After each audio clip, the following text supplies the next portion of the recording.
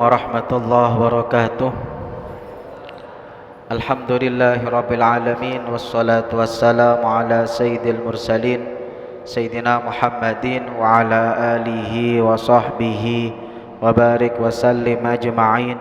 Qalu subhanaka la ilma lana illa ma 'allamtana innaka antal alimul hakim. Allahumma iftah alaina futuhal arifin waj'al a'malana khalisatan liwajhikal karim birahmatika ya arhamar rahimin.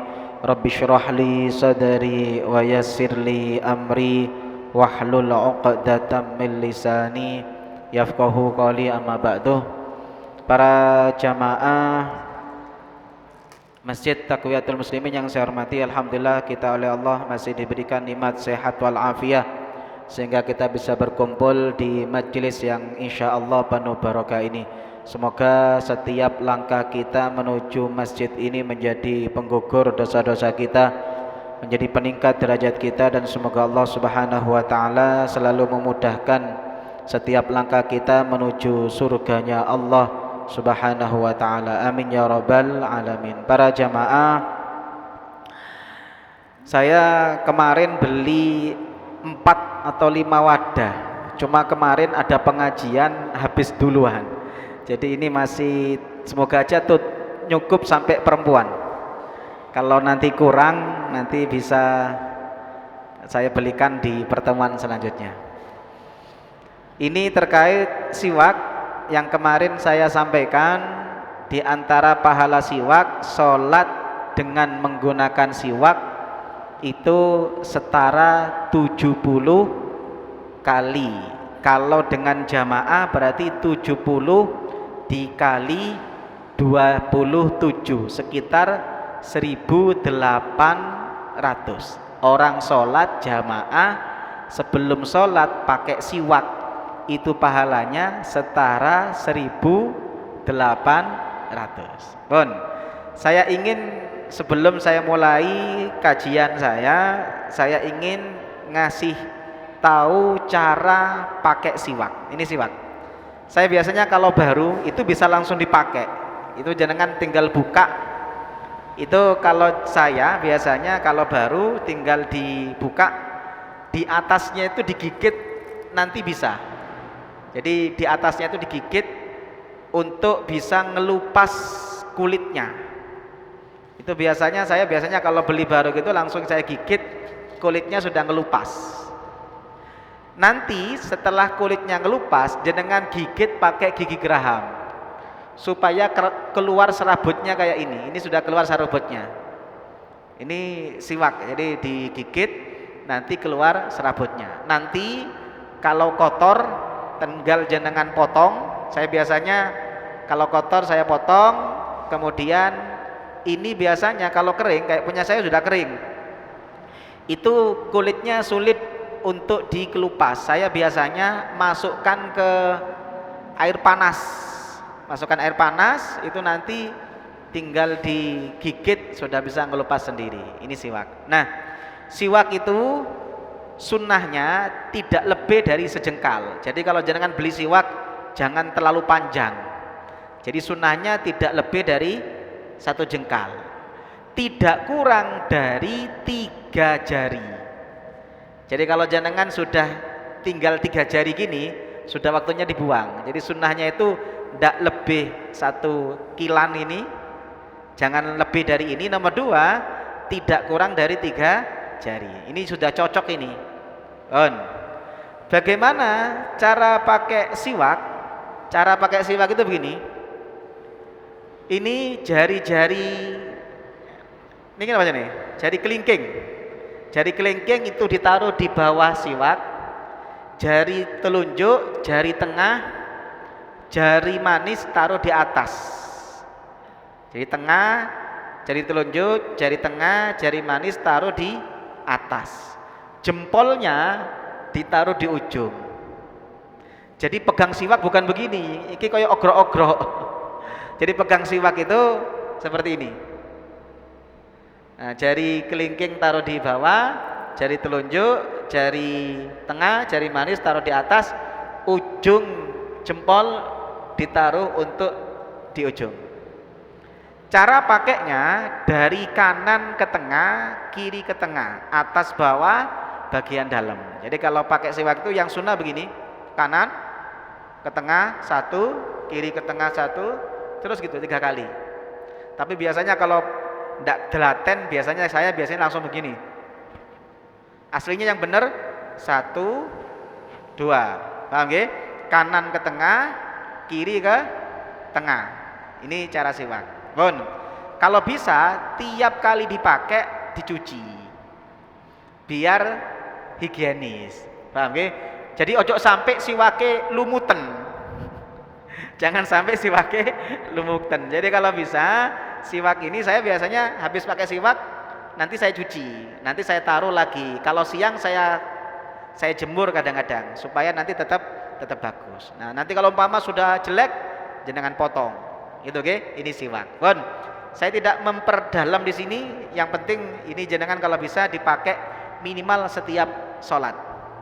Nanti kalau yang kurang nanti kabari saya biar bisa tak belikan lagi. Saya sebenarnya kemarin tuh beli sudah 4, 5. Cuma kok Sabtu kemarin ada pengajian dibagikan itu tinggal 2,5. Bon, para jamaah, kita akan melanjutkan promo. Kemarin kita sudah membahas promo reguler, ada promo dengan syarat dan ketentuan berlaku. Paham nggih? Bon, kita akan bahas sekarang ada yang namanya promo dengan berbatas waktu, nanti kita bahas tersendiri. Ada promo berbatas tempat. Promo berbatas tempat itu seperti sholat di masjid. Sholat di Masjidil Haram itu selisih 100.000. Sholat di Masjid Nabawi itu setara 1.000. Itu namanya promo berbatas tempat. Nah, ada yang paling istimewa. Ini kalau bisa kita yang dikejar yang terakhir ini. Apa? Promo spesial pasif pahala. Saya kalau ke murid-murid saya di sekolah, saya sering ngomong, kita itu ketika hidup yang kalau bisa targetnya punya 2. 1, untuk urusan dunia kita punya pasif income, untuk urusan akhirat kita punya pasif pahala. Contoh, pasif income. Pasif income itu adalah orang yang punya penghasilan, orangnya jalan-jalan, rekeningnya nambah. Orangnya liburan, saldonya bertambah. Orangnya sibuk keluyuran, tapi semuanya bertambah. Itu namanya pasif income. Maka untuk urusan akhirat kita harus ngejar yang namanya pasif pahala. Apa pasif pahala? Jenengan jalan-jalan oleh ganjaran wong sholat. Jenengan tidur dapat pahala orang baca Quran. Jenengan liburan tetap dapat pahala orang ibadah. Itu namanya pasif pahala. Ini yang harus kita kejar sebanyak mungkin. Kenapa? Saya tanya jenengan, umur kita kan 60-70, kan tidak bisa nambah lagi. Kita harus mikir bagaimana kita punya pahala, yang pahala ini tidak terputus dengan umur kita. Itu namanya pasif pahala. Jenengan kuat sholat sedina sewengi kan ping 5. Jenengan sholat ping 70 kan mboten pati kuat. Terawih ae maksa. Kita harus berpikir cerdas bagaimana tanpa sholat dapat pahala orang sholat. Paham nggih? Ini namanya pasif pahala. Pasif pahala inilah yang dikenal dengan istilah jariyah. Napa? Pahala jariyah. Bon, para jamaah, makanya Imam Ghazali pernah mengatakan orang paling baik itu adalah orang baik yang kebaikannya tidak ikut mati ketika orangnya mati. Sebaliknya orang buruk itu orang yang kebaikannya orang buruk yang keburukannya tidak ikut mati ketika dia mati. Nah, ini yang harus kita kejar. Pasif pahala itu banyak. Yang sering kita kenal adalah 1, sedekah jariyah. Jenengan nanggung AMDK masjid. Jenengan nanggung listrik masjid ini. Berarti orang yang ibadah di masjid ini kan bisa ibadah kalau listrik nyala. Maka orang yang nanggung listriknya masjid, setiap orang sholat, orang baca Quran, orang ngaji, itu dia dapat pahala utuh meskipun orangnya tidur. Itu namanya pasif pahala. Jenengan nanggung PDAM masjid, orang bisa sholat kan kalau wudhu, kalau kencing. Maka orang yang seperti ini, setiap ada orang sholat, ada orang ngaji, ada orang wudhu, gara-gara PDAM-nya jenengan tanggung, jenengan dapat pahala utuh. Itu namanya pasif pahala. Pun, apakah harus uang banyak? Bagi yang punya uang banyak, monggo. Ada orang bangun masjid, bangun madrasah, bangun pondok, bangun sembarang. Tapi bagi kita yang tidak punya uang, ada cara paling gampang. Nopo? Siji. Jenengan tahu buku Iqra? Di sini kalau ngaji pakai Iqra, betul? Iqra, okay? Jangan tahu buku Iqra. Buku Iqra itu mungkin harganya cuma 20.000. Jenengan bondo 100.000 sudah dapat buku Iqra 5. Jenengan cari anak-anak TPQ yang ngaji. Andaikan dia buku Iqra-nya banyak yang merotoli, tidak mampu beli, jenengan belikan buku Iqra, dia bisa ngaji gara-gara buku Iqra jenengan. Maka setiap dia baca Quran, jenengan dapat pahala utuh. Itu namanya sedekah jariyah. Jadi yang bisa bangun masjid monggo, yang nggak bisa bangun masjid, cari cara yang simple, pahalanya besar. Saya ya termasuk, kenapa kok saya senang sedekah ini? Saya hanya pingin dapat pasif pahala. Saya ngasih jenengan ini, setiap jenengan pakai, jenengan kan dapat pahala 70 sholat. Loh, siwaknya kan dari saya, maka saya dapat pahala utuh dari siwak yang setiap sholat jenengan pakai. Itu namanya pasif pahala. Paham gak? Makanya kenapa kok saya seneng. Makanya nanti kalau kurang, jangan jenengan yang beli, biar saya yang beli, biar saya dapat pasif pahalanya. Paham gak? Bon, saya kasih contoh lagi. Jenengan cari guru-guru TPQ, guru-guru madrasah, ustadz-ustadz itu, banyak di antara mereka yang bisyarahnya 1 bulan cuma 200-300. Padahal yang diajar ada 10, 20, 30. Sing diajar nambeng-nambeng. Mek dicubit, wong tuane ndak terima, lapor polisi. Loh, yang seperti ini jenengan cari. Jenengan coba, Ustadz, jenengan ngajar, fokus. Saya tambahi setiap bulan 500. Maka setiap beliau ngajar santri sampai anak ini bisa baca Quran, maka setiap kali dia baca Quran jenengan dapat pahala utuh. Itu namanya pasif pahala. Paham nggih? Bon. Contoh lagi, saya ini tahadus bini Mas, saya paling senang itu sedekah kitab.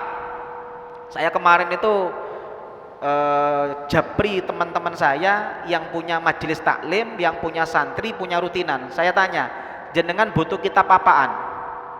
Saya belikan kitabnya. Kenapa? Karena kalau saya beli kitab, contoh satu kitab saja itu kadang-kadang 2 tahun baru hatam. Maka ketika saya belikan kitabnya, setiap beliau ngaji kitab, saya dapat pahala utuh. Setiap jamaah yang dapat ilmu gara-gara kitab yang dibaca, saya dapat pahala utuh. Itu namanya pasif pahala. Cari, pokoknya urip harus banyak pasif pahala. Paham ya? Ini yang akan menjadikan kita kelak akan diangkat derajatnya oleh Allah tanpa kita sadari.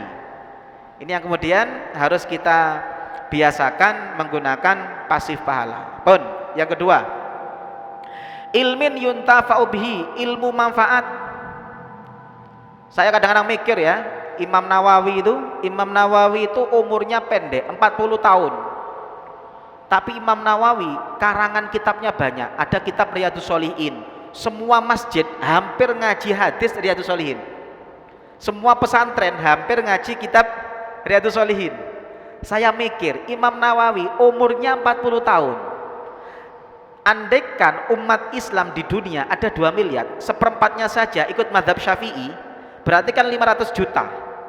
Mazhab Syafi'i acuan utamanya Imam Nawawi. maka Imam Nawawi tiap hari dapat pahala 500 juta orang sholat. Saya mikir, ganjarannya ya opo? Ini yang harus kita perbanyak. Ustadz, apakah ilmu bermanfaat harus jadi ustadz? Enggak. Saya kasih contoh jenengan, ilmu manfaat tanpa harus jadi ustadz. Jenengan enggak bisa baca kitab, tapi kan abatatha sampai ya semuanya bisa kan? Ada yang enggak bisa abatatha sampai ya? Semuanya bisa kan? Abatatha sampai ya bisa, A B C D sampai Z bisa kan? Bun, saya tanya, orang baca Quran pondasinya apa? Abatatha. Jenengan kalau ndak bisa ngajar kitab, minimal kalau punya anak, punya cucu, punya ponaan, jenengan yang ngajari abatathanya. Jadi yang ngajari abatatha, andaikan anak ini bisa baca kitab, bisa baca Quran, kan pondasinya abatatha. Maka yang ngajari abatatha itu dapat pahala utuh setiap dia baca kitab, setiap dia baca Quran. Paham ya? Makanya saya dulu sama istri saya punya komitmen dulu. Saya bilang sama istri saya, kalau kita punya anak, ayo jatah abatathanya anak jangan dikasihkan orang lain, ambil kita, karena itu pondasi. Makanya saya ketika punya anak pertama itu, saya ajari sendiri, abatatha minimal sampai ya harus tahu dari saya. Kenapa? Saya mikir, ini jatah saya, yang andaikan anak saya sampai mati nanti baca Quran, saya harus dapat pahala terus. Saya tidak mau jatah saya dikasihkan orang lain. Makanya anak saya pertama itu saya ajari abatatha sampai iya itu dari saya. Anak kedua juga sama. Anak ketiga ini yang agak sulit, untuk ngalem misalnya. Itu kalau bisa, bayangkan jenengan, tidak usah banyak-banyak, 2-3 orang. ABCD itu ajarkan. Paham nggih, Bun? Kalau tidak bisa, ada cara paling gampang, dadi makelar ilmu. Makanya jangan pengajian ini, kalau jangan ndak iso ngaji, ndak iso ngajar, ayo dadi makelare pengajian, sing akeh ngajak orang. Ustadz sudah ngajak tapi ndak mau. Saya ingin tanya ke jenengan, apa kita ndak malu nanti kalau ketemu Rasulullah, kita ngaku cinta, oleh Rasulullah ditanya, kamu ngajak orang ke pengajian berapa kali? Cuma sekali, Rasul ndak mau. Oleh Rasulullah ditanya, opo ndak izin sama bandar narkoba? Bandar narkoba itu nawarkan narkoba, ndak cukup sekali, ratusan kali, taruhannya nyawa, taruhannya penjara seumur hidup. Nawarkan narkoba, kita nawarkan pengajian, ditolak sekali, kok wis memble? Apa nanti kita tidak malu sama Rasulullah ketika kita datang ngadep beliau, ngaku cinta kepada beliau? Makanya jadi orang baik harus militan. Jenengan tidak bisa ngajar ilmu, ayo jadi makelar ilmu. Ajak orang sebanyak-banyaknya untuk bisa ngaji. Bayangkan jenengan ada orang diajak ngaji ke sini. Gara-gara jenengan ajak ngaji, salate sing asale salah iso bener. Maka setiap orang ini salat bener, jenengan yang ngajak tok iku oleh ganjarane salate orang ini sampai mati. Paham ya? Ini yang saya katakan makelar kebaikan. Bun, selanjutnya anak soleh. Para jamaah, terakhir dari saya, nanti kita akan bahas Lailatul Qadar. Ada satu orang yang sampai sekarang saya iri sama beliau. Siapa? Utsman bin Affan. Ini sahabat bang, saya sampai sekarang iri sama beliau. Utsman bin Affan itu di riwayat sahih, beliau itu setiap sholat malam khatam Quran. Sekali sholat malam khatam Quran tiap hari. Jenengan khatam Quran setahun sepisan? Alhamdulillah ya. Utsman bin Affan itu tiap sholat malam khatam Quran. Itu satu. Nomor dua, kalau jenengan baca Quran, semua Quran di dunia ini, mulai zaman dulu sampai zaman sekarang, sampai zaman kiamat nanti, itu mengacunya kepada Mushaf Utsmani. Karena yang punya inisiatif menjadikan buku Al-Quran dibukukan, itu Utsman bin Affan. Berarti Utsman bin Affan dapat pahala orang yang baca Quran mulai zaman beliau sampai hari kiamat. Kalau ada orang baca Quran, beliau dapat pahala. Saya mikir, andaikan Utsman itu tidak punya kebaikan kecuali ini, sangat cukup. Paham nggih? Nah, inilah yang saya katakan umur kita yang pendek ini ayo yang diperbanyak pasif pahala. Paham nggih? Ini satu, nomor dua, nomor tiga. Belum sedekahnya. Utsman bin Affan ini saya punya data, riwayat Utsman bin Affan ini setiap Jumat sedekahnya memerdekakan budak. Saya pernah ngitung harganya Bilal itu 600 juta per Jumat. Apalagi Utsman bin Affan pernah membeli namanya sumur rumah. Satu-satunya sumur milik orang Yahudi yang airnya tetap ngalir di saat sumur yang lain ini tidak ngalir airnya. Oleh Utsman dibeli dengan harga 220.000 dirham atau 2.000 dinar. Ini kalau pakai harga lama. Kalau harga sekarang emas itu sudah 3 juta. Saya kemarin ngitung harganya sumur rumah itu sekitar 27 miliar. Jenengan kalau ke Madinah, jenengan cari taksi, minta antar ke Mazro'ah Bi'r Utsman. Sampai sekarang ada ini. Kebun sumur Utsman. Jadi sumurnya itu diwakafkan jadi kebun, kebunnya jadi kebun kurma, disedekahkan, hasilnya banyak, sampai sekarang ada rekening atas nama Utsman bin Affan di Arab Saudi. Kemudian kebun itu menghasilkan, hasilnya dibuat untuk membangun hotel, hasil hotelnya disedekahkan lagi. Saya mikir bagaimana repotnya malaikat ngitung ganjarani Utsman. Mulai zaman beliau sekian triliun orang bisa minum, bisa sholat, bisa wudhu dari sumur ini sampai sekarang. Inilah yang saya katakan, kita boleh mati, tapi yang perlu kita berbanyak ini pasif pahala dengan cara masing-masing. Monggo, cara jenengan masing-masing, sebisa jenengan. Yang punya tenaga ya pakai tenaga, yang punya uang nggak banyak ya jangan cari aja ustadz-ustadz yang butuh kitab, jangan belikan, kitab pun murah kok. Saya kemarin itu sedekah kitab 4 judul kitab maknaan itu bisa 60.000, itu bisa dibuat ngaji 5 tahun itu. Paham ya? Jadi cara cari pasif pahala itu banyak sekali. Pun ini yang perlu kita perbanyak. Pun para jamaah, kita hari ini akan membahas Lailatul Qadar. Karena kita pertemuan sebelum Ramadan kan tinggal sekarang nggih. Kita bahas Lailatul Qadar. Nah, Lailatul Qadar, asal usul Lailatul Qadar pernah saya sampaikan, Rasulullah itu pernah menyebutkan ada 4 nabi yang ibadah kepada Allah 80 tahun. Namanya Nabi Ayub, Nabi Zakaria, Nabi Hizkil, Nabi Yusha bin Nun. Yusha bin Nun ini yang nemeni Nabi Musa ketika mencari Nabi Khidir. Kalau di barat, Yusha bin Nun ini dikenal dengan istilah Yosua. Ya, kalau jenengan pernah dengar nama Yosua, itu nama aslinya adalah Yusha bin Nun. Bahasa Arabnya Yusha bin Nun, di barat menjadi namanya Yosua. Ini 4 nabi yang ibadah 80 tahun. Ini yang Rasulullah sedih. Kenapa sedih? Umurnya umat Rasulullah kan 60-70.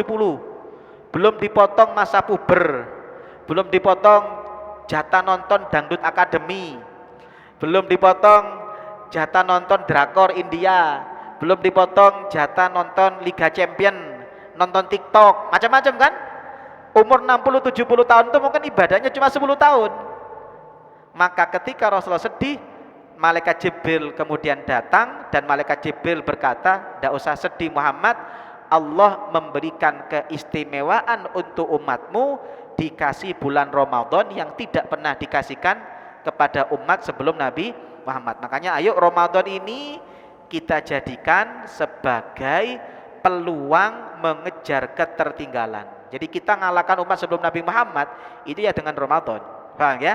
Makanya saya sering ngomong, orang yang tidak bisa optimal ibadah di bulan Ramadan itu seperti tikus mati kelaparan di lumbung padi.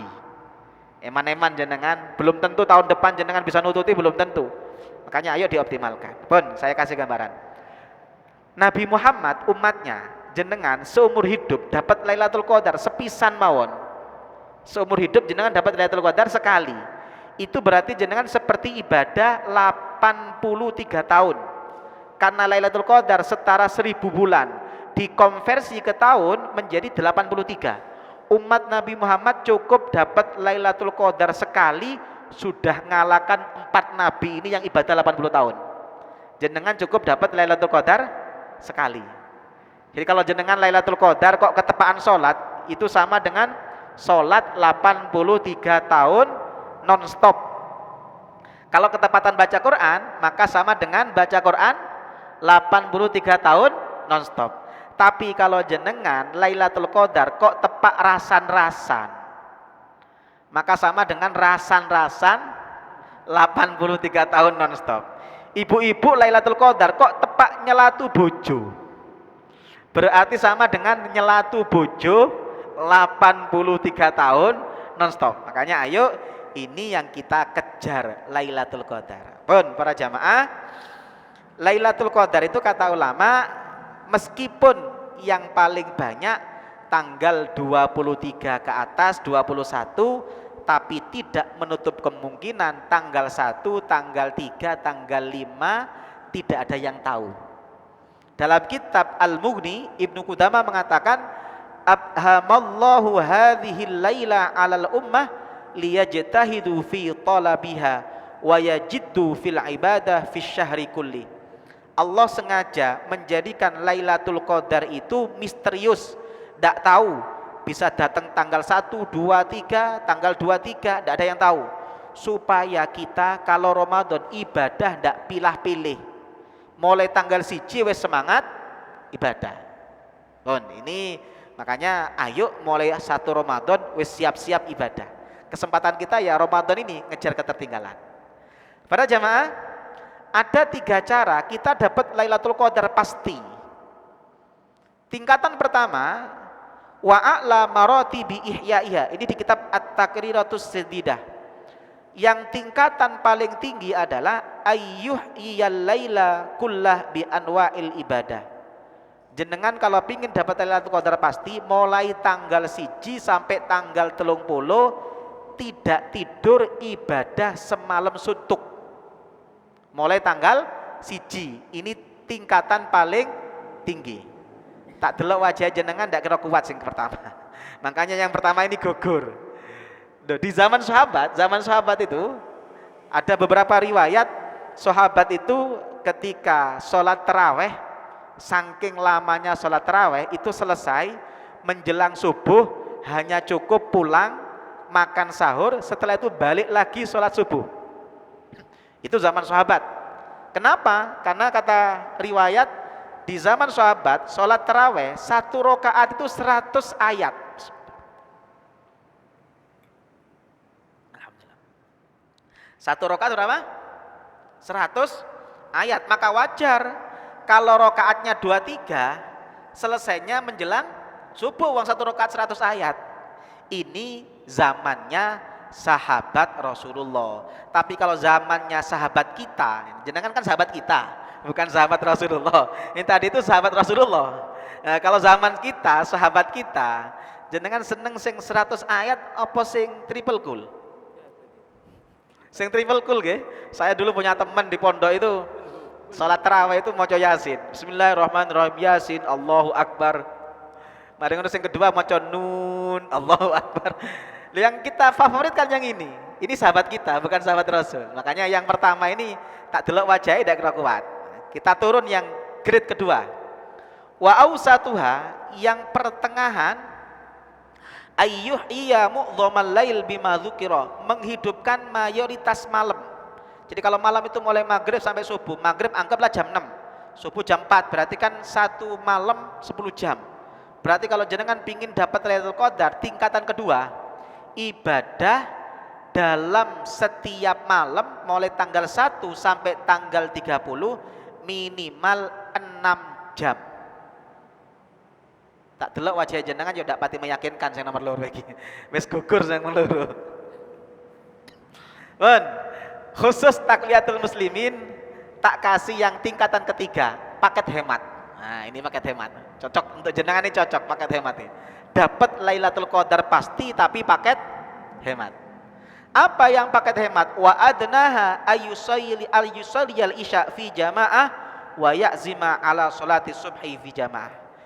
tingkatan paket hemat ini jenengan catat eling-eling karena harus diamalkan mulai tanggal 1. Apa itu? Saya ingin menyampaikan ketika Ramadan yang prioritas itu bukan taraweh. Saya ulang lagi, yang prioritas bukan taraweh. Tapi saya tidak ngajari jenengan tidak taraweh loh ya. Kemarin ngono tidak taraweh enggak. Maksudnya taraweh penting, tapi ada yang lebih penting. Apa yang lebih penting? Yang perlu dijaga di bulan Ramadan adalah 1. Maghrib jamaah, isya jamaah, subuh jamaah. Ini prioritas utama. Usahakan mulai tanggal 1 sampai tanggal 30 tidak ada yang lubang. Napa? Maghrib, isya, subuh jamaah. Paham nggih? Pun. Di hadis riwayat Baihaqi, Imam Baihaqi meriwayatkan hadis man shallal maghrib wal isya, orang yang sholat maghrib dan isya fi jamaah berjamaah hatta yang qadiya Ramadan, sampai akhir Ramadan, istiqomah maghrib isya jamaah mulai tanggal 1 sampai tanggal 30, tidak ada yang bolong. Kata Rasulullah SAW, faqad akhadha min lailatul qadri bihadzin wafir, maka dia dapat bagian utuh dari Lailatul Qadar. Maghrib, isya, jamaah. 1. Hati-hati nanti Ramadan biasanya banyak acara buka bersama. Ono buka bersama teman TK, teman SD, teman arisan, teman kantor, teman RT, teman masjid. Hati-hati, kalau jenengan buka bersama jangan sampai buka bersama mangane jamaah, maghrib tidak jamaah. Paham nggih? Mangane jamaah, maghrib enggak jamaah, rugi. Maka kalau jenengan ada buka bersama, jenengan usul sama panitianya, ayo ditoto, rundown acaranya ditoto. Sekiranya tetap maghrib jamaah, mari maghrib baru buka. Jadi maghrib itu cukup takjil, minum gitu aja. Nanti jamaah bareng, mari ngono mangan bareng. Paham nggih? Eman-eman, pokok jangan sampai ada yang bolong maghrib jamaah. Bon, yang kedua, isya jamaah. Isya jamaah taraweh lebih tinggi mana? Isya jamaah dengan taraweh lebih tinggi mana? Lebih tinggi isya jamaah. Jangankan dengan isya jamaah, sholat taraweh dengan ba'diyah isya itu pahalanya lebih tinggi ba'diyah isya. Ini sering terjadi di masjid. Saya sering lihat banyak orang itu semangatnya taraweh. Saking semangatnya taraweh, mari isya ndak ba'diyah isya. Itu rugi karena pahala ba'diyah isya itu jauh lebih tinggi dibandingkan taraweh. Apalagi dengan jamaah isya tidak ada apa-apanya. Maka rugi kalau ada orang taraweh ini di Joko tidak pernah absen, tapi jamaah isya absen, itu rugi. Itu sama dengan buang tumpeng golek upo. Karena yang prioritas bukan tarawehnya, isya jamaah. Paham ya? Makanya kalau jenengan nanti tidak nututi isya jamaah, maka yang perlu jenengan lakukan, cari teman yang bisa diajak jamaah bareng. Jangan cari teman jenengan yang baik, setelah sholat isya kok jenengan tidak nututi, ajak sholat isya lagi. Ini pernah terjadi di zaman Rasulullah. Ketika sholat asar berjamaah, selesai sholat asar ada satu orang masuk. Rasulullah kemudian bertanya, siapa yang pingin sedekah ke orang ini? Sahabat bertanya, maksudnya bagaimana ya Rasul? Kata Rasulullah, temani dia sholat jamaah, itu sedekahmu untuk dia. Jangan masuk masjid, jamaah isya wis mari, sudah taraweh. Maka jenengan caranya golek konco sing kenek dijak sholat isya jamaah. Paham nggih? Cara kedua, kalau jenengan sholat isya tidak nututi, imam sudah taraweh, jangan sholat isya sendiri, pingin ngejar taraweh, rugi. Bagaimana cara kedua? Jenengan sholat isya-nya jamaah dengan taraweh. Nanti imam dapat 2 rakaat, jenengan selesaikan sendiri. Nanti tarawehnya ketinggalan, ya tarawehnya saja, tidak usah jamaah. Yang penting isya jamaah. Apa boleh sholat wajib jamaah dengan sholat sunnah? Boleh. Dulu pernah saya jelaskan. Dalilnya hadis riwayat Muslim. Mu'ad bin Jabal itu kalau sholat 2 kali. Sholat isya jamaah jadi makmumnya Rasulullah, pulang ke rumahnya jadi imam. Ketika sholat bareng Rasulullah, sholat wajib. ketika pulang ke kampungnya jadi imam kan sholat sunnah karena isya yang kedua. Makmumnya muat sholat wajib. Ini dalil sholat wajib jamaah dengan sholat isya. Paham ya? Yang ketiga, subuh jamaah. Di hadis riwayat Imam Muslim, Rasulullah mengatakan, "Waman shollas subha fi jamaah faka'annama shollal laila kullah." Orang yang sholat subuh berjamaah maka seperti sholat semalam suntuk. Maka paket hematnya jenengan pokoknya mulai tanggal 1 maghrib, isya, subuh jamaah itu sama dengan orang sholat semalam suntuk tidak tidur. Tanggal berapapun Lailatul Qadar datang, jam berapapun Lailatul Qadar datang, jenengan pasti dapat syaratnya 1 maghrib, isya, subuh selalu berjamaah. Gampang kan ini? Paket hematnya kan gampang kan? Dibandingkan yang pertama kan gampangan yang niki, maghrib, isya, subuh jamaah. Yang penting aja bolong. Bon, di sini wonten qiyamul lail. Wonten nggih? Jam pinten? Jam pinten? Jam 1. Kalau kula boleh usul, jam 1 itu terlalu awal. Saya paling setuju qiyamul lail itu mendekati subuh. Karena waktu terbaik itu sepertiga malam terakhir. Jadi kalau saya boleh usul, saya boleh usul, yang paling enak jam 2 atau jam 2:30. Ada sahur bareng. Nah, resiko niku. Sak mangken qiyamul lail jam 12, jam 1. Akhirnya banyak jamaah saking pingin qiyamul lail ndak turu. Saking pinginnya qiyamul lail. Mari ndak turu mulai luwe. Mangan sak wakul, ngombe sak ceret, gelegeken banter. Pertanyaan saya, kira-kira mari gelegeken banter, gawanane turu apa jamaah subuh? Jamaah subuh ilang kawanan lillahi ta'ala. Ngapunten, ini sama dengan buang tumpeng golek upo. Qiyamul lail mulai dari jam 12 sampai jam 3 dengan sholat subuh berjamaah, lebih tinggi mana pahalanya? Subuh jamaah. Jangankan dengan subuh, dengan qobliyah subuh, qiyamul lail itu lebih tinggi qobliyah subuh. Maka kalau jenengan qiyamul lail ndak sholat subuh itu rugi. Mending ndak qiyamul lail tapi subuh jamaah timbang qiyamul lail subuh ndak jamaah. Tapi saya bukan berarti ngajari jenengan ndak qiyamul lail loh ya. Engko ndak qiyamul lail, ndak, maksud saya kalaupun qiyamul lail tetap sing prioritas subuh jamaah, jangan qiyamul lailnya. Paham nggih? Makanya kalau saya lebih enak qiyamul lail itu nyambung sahur, nyambung subuh. Enak wis niku. Jadi jamaah itu setelah tarawih bisa tidur, jam 2 bangun, qiyamul lail bareng, mari ngono ono sahur bareng monggo, sahur teh umat monggo. Pokoknya kasih kesempatan antara qiyamul lail dengan sahur dengan subuh itu kalau bisa nyambung. Paham nggih? Bon, ini qiyamul lail. Bon, lanjut. Nah, selanjutnya. Teng mriki tarawih 23 napa 11? 3. Pinten? 23. Nggih, wis 23 tetep sing apik 23. Tapi mbok menawa lho nggih. Jenengan kesel. Tanggal 1 sampai tanggal 15 tarawih rutin. Kok tanggal 15 ketepaan sudah tawaf 7 kali puteran di 7 mall. Kira-kira jenengan mari tawaf nang mall ping 7 niku kira-kira mulai kari kesele apa sik sempet tarawih?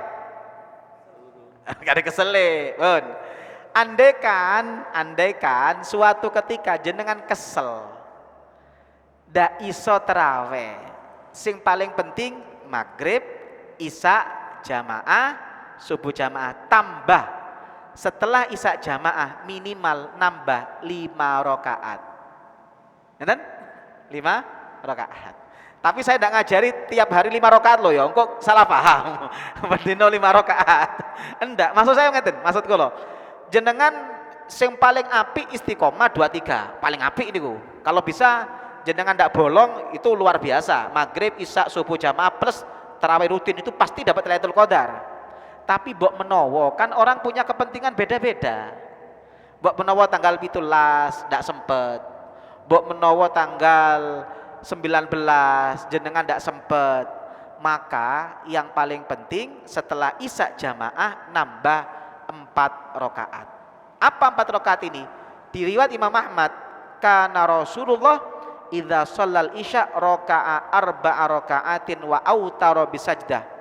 Rasulullah itu tiap hari sebelum tidur setelah sholat isya pasti sholat 4 rakaat plus witir 1 rakaat.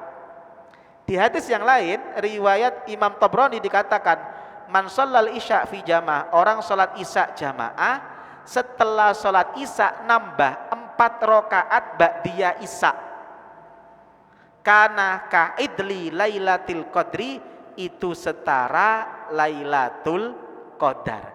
Jadi kalau jenengan ndak sanggup terawih 23 minimal sholat isya jamaah nambah ba'diyah isya 4 rakaat plus witir 1 rakaat. Paham nggih? Tapi saya ulangi, ojo istiqomah 5 lho nggih, tetep tarawih 23 istiqomah. Gawe jogo-jogo, mbok menawa kesel, mbok menawa ndak punya waktu, minimal apa? Isya jamaah. Terus ba'diyah isya pinten? 4 rakaat, 22 plus witir 1 rakaat. Mek sik ndak kuat, ojo ditawar maning. Maghrib jamaah, isya jamaah, subuh jamaah, setelah isya nambah witir 1 rakaat. Wis iku terpaksa. Wis kepaksa kesel nemen, isya jamaah nambah witir 1 rakaat. Karena sholat sunnah paling tinggi pahalanya adalah sholat witir. Paham nggih? Ini yang perlu kita lakukan. Waktunya terbatas, saya sebenarnya pingin ada materi yang belum saya sampaikan, tapi karena waktunya terbatas, jenengan wis titit itu biasanya gelisah jenengan, makanya mau tak tambah itu kayaknya waktunya nggak cukup. Kapan-kapan kalau ada waktu kita akan sampaikan. Kalau ada mau tanyakan saya persilakan, monggo.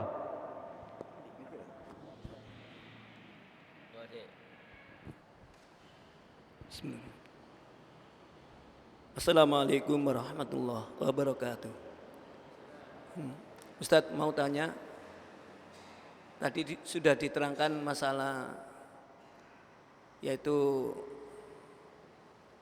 tarawih, dan di sini yang mau saya tanyakan tentang apa perbedaan amil zakat dan panitia zakat, itu aja. Oke, insya Allah akan dibahas diklat nggih. Kapan diklatnya niku tanggal pinten? Nggih, wonten acara nggih. Nanti ada kajian ya nanti. Kajian menjelang berbuka. Bulan kedua nggih, ya. Ahad kedua nggih. Insya Allah nanti ahad kedua. Kalau bahas di ahad kedua. Terima kasih. Nggih. Ada hadis laula anasuka ala ummati la amartuhum bisiwak inda kulli waqti shalah.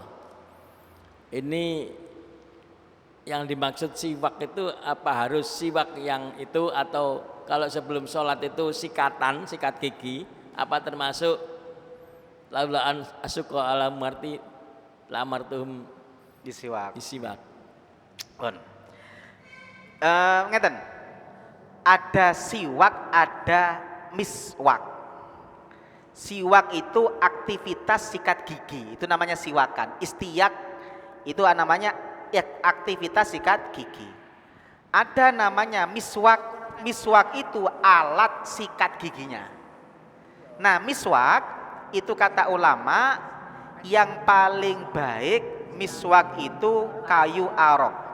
Jadi kalau jenengan lihat ini namanya kayu arok. Ini aslinya namanya kayu arok. Jadi kata ulama, siwakan itu boleh pakai apapun, yang penting kasar. Jenengan siwakan pakai sikat gigi boleh. Pakai kayu mangga boleh. Pakai kayu napa to mriki sing ana? Kayu klopo, pokoknya sing berserabut niku boleh. Cuma kata ulama, napa? Rotan ndak apa-apa. Pokoknya yang bisa sikan. Cuma kata ulama yang paling bagus pakai kayu arok. Ini namanya kayu arok. Karena dulu udah ada serabut sikat gigi itu, maka Rasulullah pakai ini. Jadi jenengan pakai nama jenenge kain yang penting kasar boleh. Bahkan kata ulama, meskipun ada khilaf nggih, andaikan jenengan jerijine kaya amplas, saking kasae kaya amplas. Kata ulama, siwakan ambek gerigine dhewe iku ndak apa-apa. Sing penting gerigi napa jerijine kaya amplas. Paham nggih?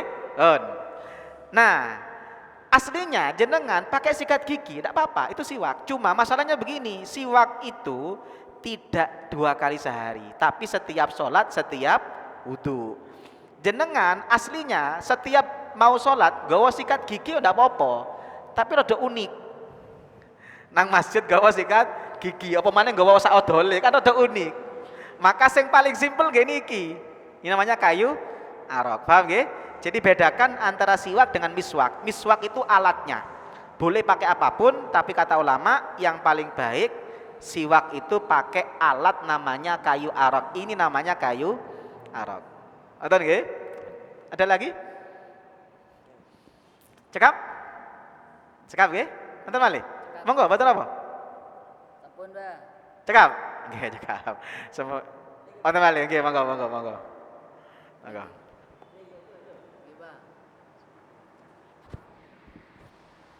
Matur nuwun nggih. Assalamualaikum warahmatullahi. Mengenai masalah mohon penyerahan masalah amin. Amin itu kan banyaknya. Ada amin, ada amin, ada amin kan itu. Ya amin. Yang dipakai itu yang mana amin?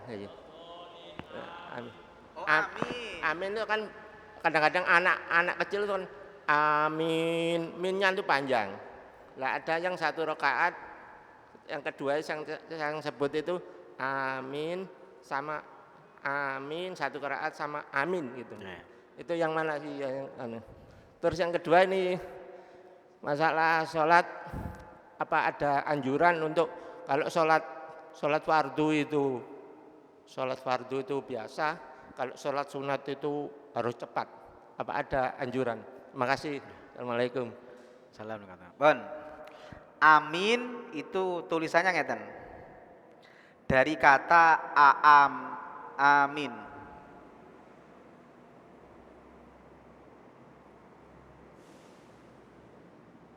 Amin itu kan tulisannya ngeten nggih. A-nya panjang. Jadi amin, A-nya itu 1 alif. A. 1 alif. 1 alif itu sekitar 2 harokat. Amin. Min itu aslinya 1 alif, tapi karena ini wakof, dalam tajwid wakof itu jadi panjang. Maka yang benar adalah amin. Minnya yang lebih panjang. A-nya cukup 1 alif. Paham nggih? Yang enggak benar A-nya pendek, minnya juga pendek. Jadi yang lebih panjang minnya. Kenapa?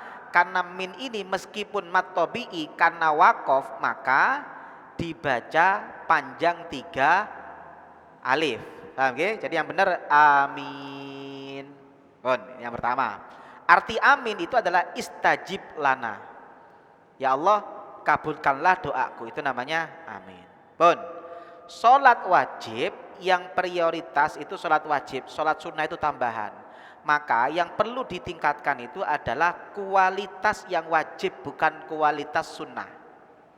Jadi kalau jenengan pingin memperbaiki sholat, yang perlu diperbaiki adalah kualitas yang wajib, bukan sunnah.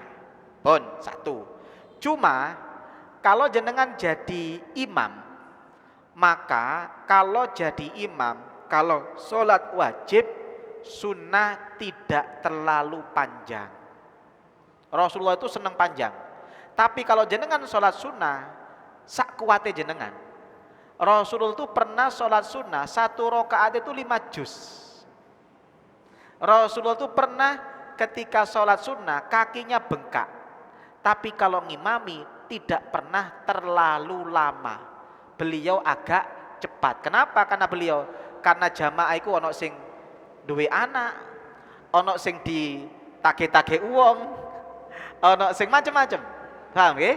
Makanya aslinya yang panjang itu sunnah tanpa batas, tapi kalau jamaah wajib lihat jamaahnya.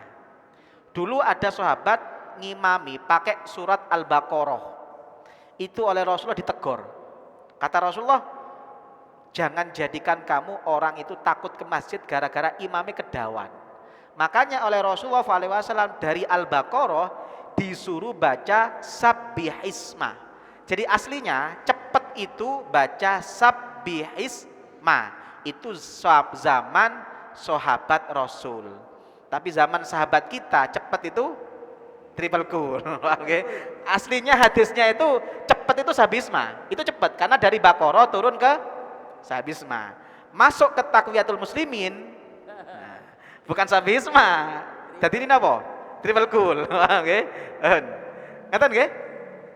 Cekap. Semoga menjadi ilmu manfaat barokah. Semoga kita dijadikan orang yang istiqomah dalam kebaikan. Amin ya rabbal alamin. Bismillahirrahmanirrahim. Alhamdulillahil alamin. Allahumma shalli wa sallim ala sayyidina Muhammad wa ala ali sayyidina Muhammad. Rabbana ighfir lana wa liwalidina warhamhum kama rabbawna shighara.